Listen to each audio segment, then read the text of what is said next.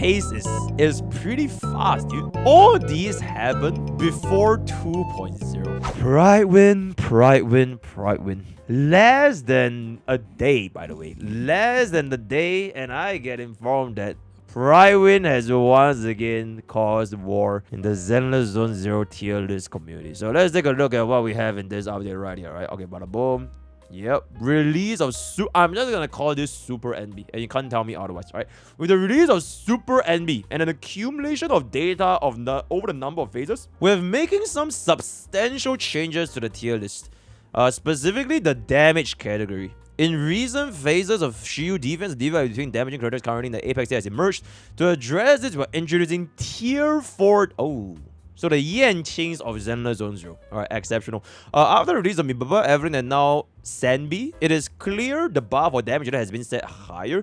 To reflect this reality, we've adjusted the rating of some of the older damage dealers down the tier list. With that said, these creators are by no means bad. I mean, Yanqing and Zero Cycle on first try, guys. What is your excuse? Right? Or unable to clear endgame content, they simply don't destroy it quite at the same pace as the most recent additions to the damage dealing roster. To ensure the tier list still makes sense at each character in the tiers, with a tier that reflects a similar power level, we have introduced the Yanqing tier. Alright, exceptional. Shuffle the majority of characters down the tier list. In addition to this change, we have adjusted the meta line, indicating what is a niche character and what is a meta character sitting between tier 1.5 and tier 2 to sit between tier 2 and tier 3 instead. Oh, so even if you are tier 2, you're still considered meta. Okay, very good. The goal of these changes is to start a war. Yep, and let me just summarize this. The goal of these changes is to start war for fun, right? Absolutely. The outside of these, there are a few characters with deserved for their own explanation. Okay, let's zoom this a little bit so we can see a little bit better. Zhu Yuan and Jane Doe both remain powerful, but they are struggling to keep up with other characters residing in the Apex tier in terms of clear time and the latest phases of shield defense. If and only if the encounter favors them more and they're able to make a comeback, we'll return them to the highest tiers. You know when else they can make a comeback? Piper. She's one of the few units we're not shuffling down as a result of this change, as she puts out some incredibly convincing results in more Shiyu phases. We'll keep her in tier 1 for now, but we'll keep an eye on her to see if we can maintain her performance. Wait, they nerfed Jane Doe and Zhu Yuan? Wait, if Jane Doe goes to a lower tier than Piper, that's fucking crazy. Qingyi, we're placing Qingyi on the watch list for now. She hasn't been performing at the level we expect from a tier 0 standard, and it isn't as meta relevant when it comes to forming teams with Apex damage dealers as some of the tiers. With that said, she can be played alongside Sanby, so we're keeping an eye on her for now and seeing how she performs in the coming phase. Let's take a look. Okay, so Mibaba is the only tier 0 as she should. This is completely fine. Oh. So Sanby is with Bernice, Evelyn, and Yanagi. Lycon is the only tier 0.5. Lucy and Nicole sort of bouncers there, which means that Jane Doe and Zhu Yuan. Holy fucking shit. Jane Doe is the same tier as Piper, guys. That's insane, dude. Jane Doe is the same tier as Piper. Oh my lord. Coleta is the same as the smelly cat girl. Then Rina is gonna be the same tier as Sokaku. Zhu Yuan is it is what it is. Anwen is the only tier 1.5 alongside anby. And then we have ourselves Harumasa. Oh my lord. Harumasa and Soldier 11. They are about to become niche. Oh my god, they are about to be the same tier as Nico Mata. And the rest of the stars, so they are just unusable. The Yanqing tiers, ladies and gentlemen.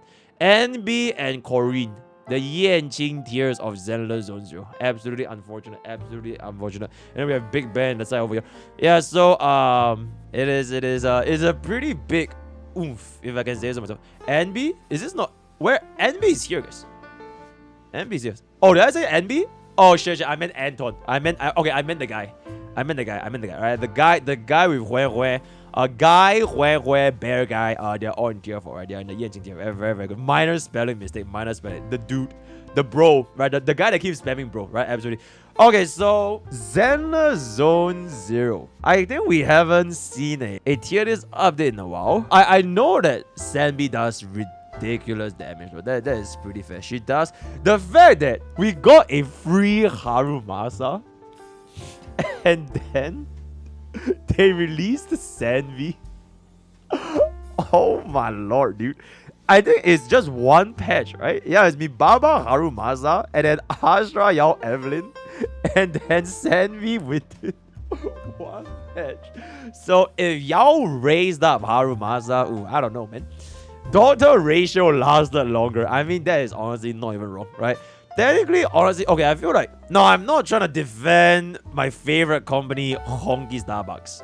But this pace is pretty fast, dude. All these happened before 2.0. Okay, like literally, like what's the point of playing 1.0, 1.1, 1.2 when everything is gone? It is pretty fast. It is okay. I'm not saying that Prydwen's tier list is like the definitive end or be all take for whether or not a unit is strong, because I've seen like the bro guy clearing solo tower, right? I've seen Wang doing, I've seen Ben doing it. So this is not the end or be all. I think generally speaking, this is very, very fast, man. This is very, very fast. Luckily for me personally, I play this game with one objective, and because this is my objective, I'm personally not that concerned with this for now, right? For now, I don't think there is a situation where, okay, like they mentioned it best, right? They mentioned it best. It's not like these units are unusable. It's not like these units are just completely dodged and they literally can't clear.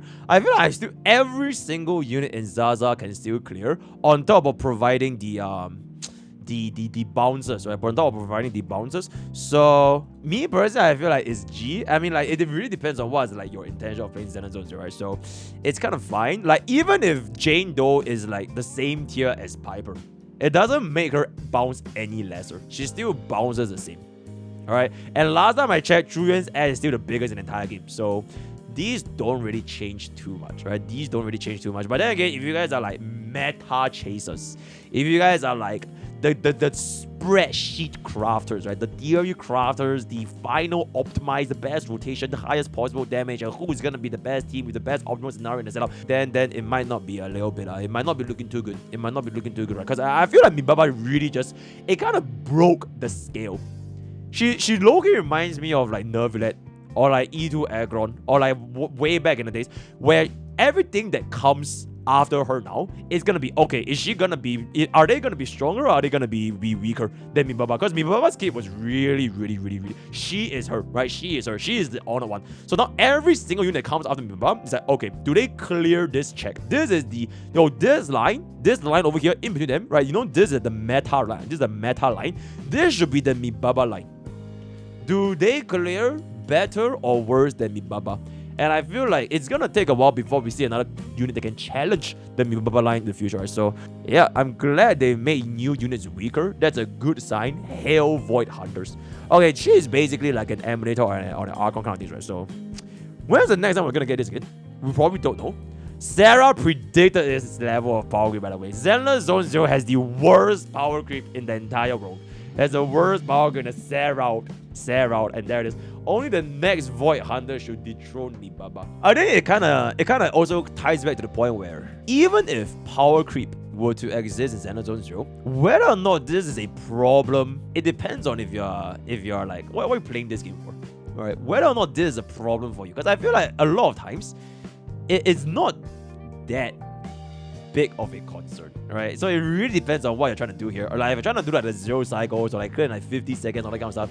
And if they make the enemies harder and harder and harder and harder and harder, if it makes the enemies so hard to the point where even the bounciest of the bouncers can no longer clear them at like a sufficient benchmark, then it's gonna be a problem, right? But for now, I feel like no matter how hard it gets, for now, I think it's still doing not too shabbily. I still doing not too shabbily. Yeah, exactly. Like imagine caring about meta in Zenless Zone Zero. By the end of the day, whether or not you care for a meta, it doesn't dispute the fact that a meta would technically still exist, right? It doesn't matter whether or not you feel like Zhu Yuan has like a huge bounce or Jino has a huge bounce. The meta is technically still Mibaba, right? She's still like the honor one. The meta exists for sure, but it's not that big of a problem for now. It is still the same level HP. My airway still clear at the same time. That's great.